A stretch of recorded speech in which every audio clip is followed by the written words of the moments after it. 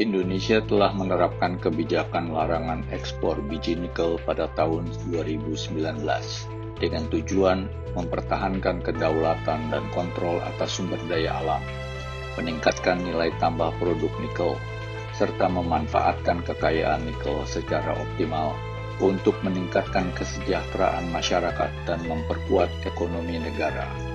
Presiden Jokowi menjabarkan saat Indonesia masih mengekspor biji nikel mentah, nilai yang diperoleh negara hanyalah 1,1 miliar US dollar atau sekitar 17 triliun. Namun, pada tahun 2022, ketika yang dijual sudah dalam bentuk produk olahan dan logam, maka nilai ekspor nikel meningkat 30 kali lipat menjadi sekitar 30 sampai dengan 33 miliar US dollar atau sekitar 450 triliun. Sungguh suatu lompatan yang luar biasa.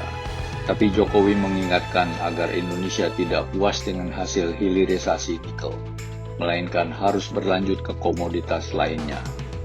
Nikel merupakan sumber daya mineral yang menjadi komoditas strategis di pasar global, karena nikel merupakan bahan baku penting bagi industri baterai kendaraan listrik, industri baja, dan industri otomotif. Persediaan nikel yang dimiliki Indonesia sebesar 21 juta metrik ton atau setara dengan 30% cadangan dunia, menjadikan Indonesia terbesar di dunia. Kebijakan ini memaksa produsen asing untuk membangun fasilitas pengolahan nikel atau smelter dalam negeri dan memproses biji nikel mentah sebelum diizinkan untuk diekspor. Setelah nikel, Presiden Joko Widodo juga memberlakukan larangan ekspor biji boksit, serta mendorong industri pengolahan dan pemurnian boksit di dalam negeri.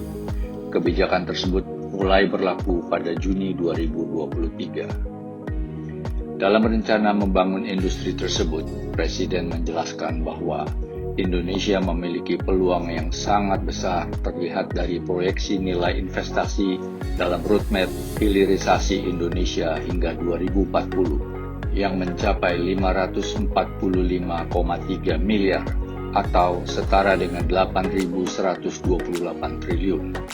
Ini tentu suatu peluang yang sangat besar yang harus direbut.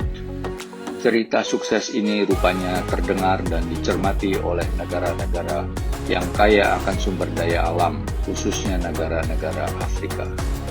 Seperti kita ketahui, walaupun banyak negara Afrika yang sudah mendapatkan kemerdekaan, namun tidak sedikit negara tersebut yang masih mengandalkan pengelolaan sumber dayanya kepada negara-negara Eropa yang dulunya mengkolonisasi mereka.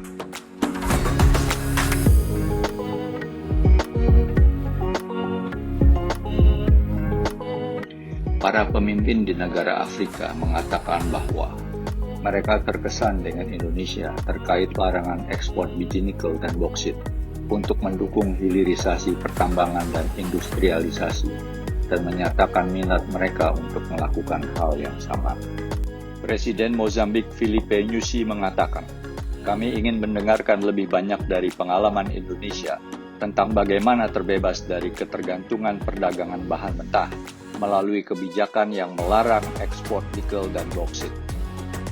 Benua Afrika memiliki 30% cadangan mineral di seluruh dunia, dan seiring dengan berlanjutnya peralihan energi, semakin banyak negara Afrika yang berupaya menaikkan nilai ekspor mineral mereka dengan mengolahnya secara lokal. Afrika sangat penting dalam suplai bahan baku kritikal seperti kobalt, litium, mangan, grafit, dan nikel.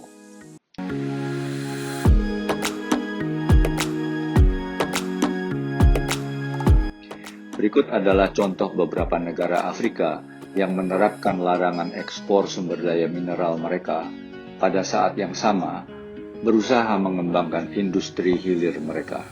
Kesatu, Nigeria. Nigeria mempelopori pelarangan ekspor biji mentah pada tahun 2022. Larangan ini bertujuan untuk mendorong pengolahan dalam negeri dan menambahkan nilai sumber daya mineral negara. Larangan tersebut berlaku untuk berbagai macam mineral, termasuk emas, timah, timbal, seng, biji besi, dan mangan, Pemerintah Nigeria telah menyatakan bahwa larangan tersebut diperlukan untuk menciptakan lapangan kerja, meningkatkan perekonomian, dan memastikan bahwa negara tersebut mendapatkan manfaat penuh dari kekayaan mineralnya. Pemerintah juga mengatakan bahwa larangan tersebut akan membantu menarik investasi sektor pertambangan dan mendorong pembangunan berkelanjutan. Kedua, Ghana. Menteri Pertanahan dan Sumber Daya Alam Ghana, Samuel Jinapur, mengatakan negaranya akan memproses litium sebelum mengekspornya. Ghana memiliki cadangan litium sebesar 35 juta ton.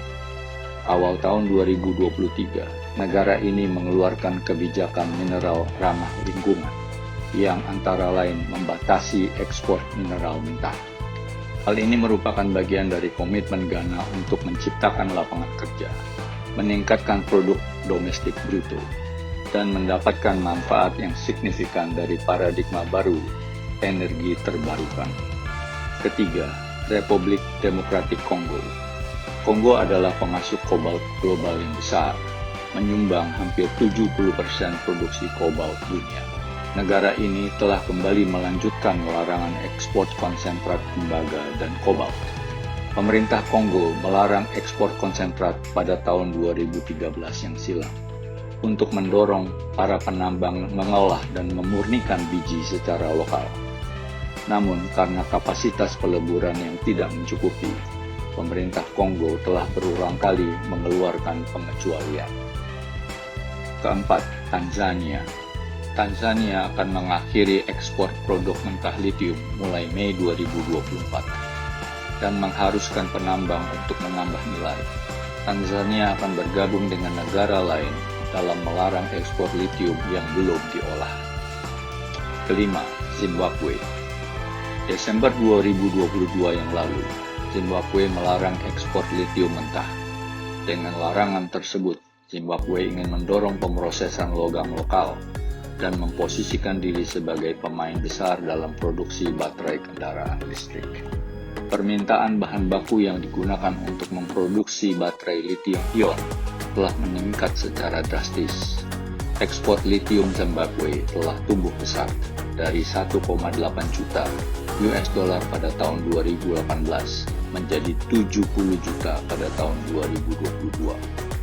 Sektor litium dan mineral telah memberikan kontribusi signifikan terhadap perekonomian Zimbabwe, menghasilkan penerimaan ekspor sebesar 209 juta US dollar pada kuartal pertama 2023. Keenam, Namibia.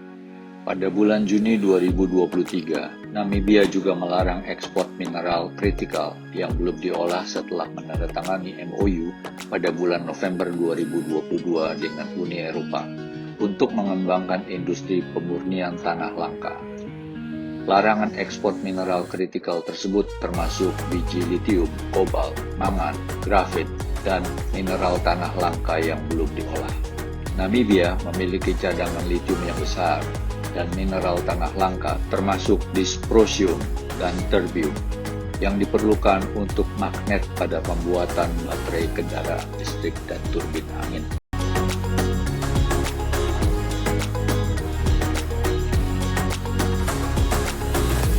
Pergeseran Afrika menuju pengolahan mineral kritikal secara lokal mengubah rantai pasokan global untuk teknologi energi terbarukan. Langkah ini berpotensi menarik investasi besar dan menciptakan peluang ekonomi, dengan Afrika memanfaatkan cadangan mineralnya yang sangat besar.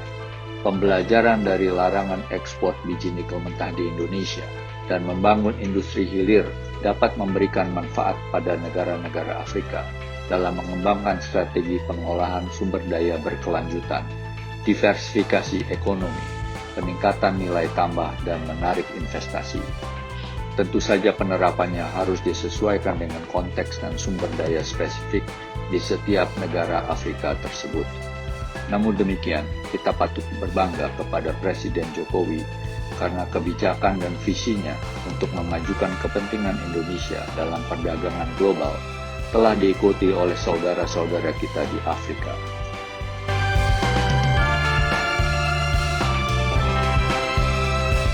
Kita telah sampai pada akhir video ini. Jika menurut Anda video ini informatif dan menarik, silahkan klik like, share dengan yang lain, dan klik subscribe. Terima kasih telah menonton video kami. Sampai jumpa pada video selanjutnya.